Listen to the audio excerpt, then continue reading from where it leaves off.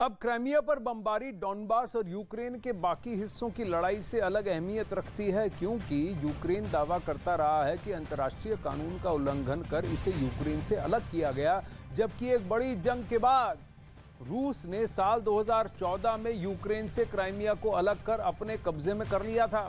इसके बाद रूस ने क्राइमिया में जनमत संग्रह कराया और इसे रूस का हिस्सा बता दिया था, और रूस ने यह साफ कर दिया कि क्राइमिया पर हमला यानी रूस पर हमला। मतलब यूक्रेन युद्ध अब रूस के इलाके के अंदर तक पहुंच गया है, जो पुतिन को भड़काने वाला है। क्राइमिया के इलाके में ही रूस के सैन्य बेस बने हैं और कई हथियार डिपो भी मौजूद हैं। अब भौगोलिक दृष्टि से क्राइमिया रूस और यूक्रेन दोनों के लिए बेहद महत्वपूर्ण है।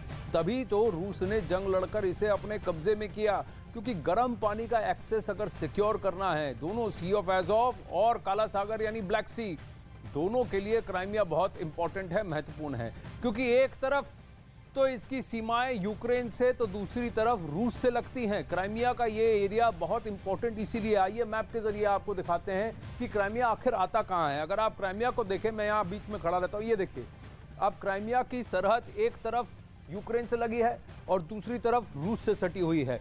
तो इसीलिए, और सी ऑफ अज़ोव और काला सागर दोनों तरफ इस क्राइमिया के इस टापू, इस इलाके से एक्सेस बन जाता है। डॉनबास इनिशिएटिव साफ यही है कि क्राइमिया से कैसे यूक्रेन के दक्षिण पूर्वी हिस्से को काटकर इसको रूस के साथ पूरी तरह से जोड़ दिया जाए, ताकि रूस के पास ये सी ऑफ अज़ोव जो है इसका पूरी तरह से कब्जा रहे।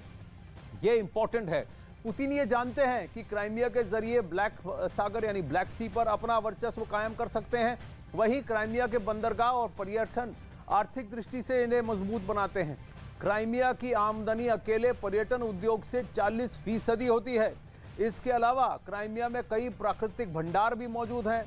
तो मिनरल्स और रिसोर्सेज की बात आए तो भी क्राइमिया इंपॉर्टेंट है, लेकिन अगर भौगोलिक लोकेशन आप देखें इसका, तो सबसे इंपॉर्टेंट ये हो जाता है, क्योंकि जो क्राइमिया पर जिसका कंट्रोल है, ब्लैक सी और सी ऑफ अज़ोव दोनों पर उसके रेडार होंगे, दोनों पर उसका कंट्रोल होगा, और अमेरिका काले सागर के अंदर रूस के पास तक नहीं पहुंचने पाएगा, ऐसा रूस तय कर लेगा। इतनी बात वो कर लेगा। इसीलिए 2014 से क्राइमिया पर यूक्रेन काबिज है।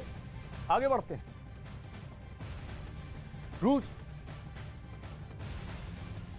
और ये भगवंत मान साहब ने और आम आदमी पार्टी की पंजाब सरकार ने दिखा दिया है। मैं एक बार फिर से उनको बधाई देता हूं और पंजाब के लोगों को का भी शुक्रिया अदा करता हूं, जिस तरह से उन्होंने सरकार के साथ खड़े होके सहयोग किया, पूरे वक्त सहयोग किया और साथ दिया।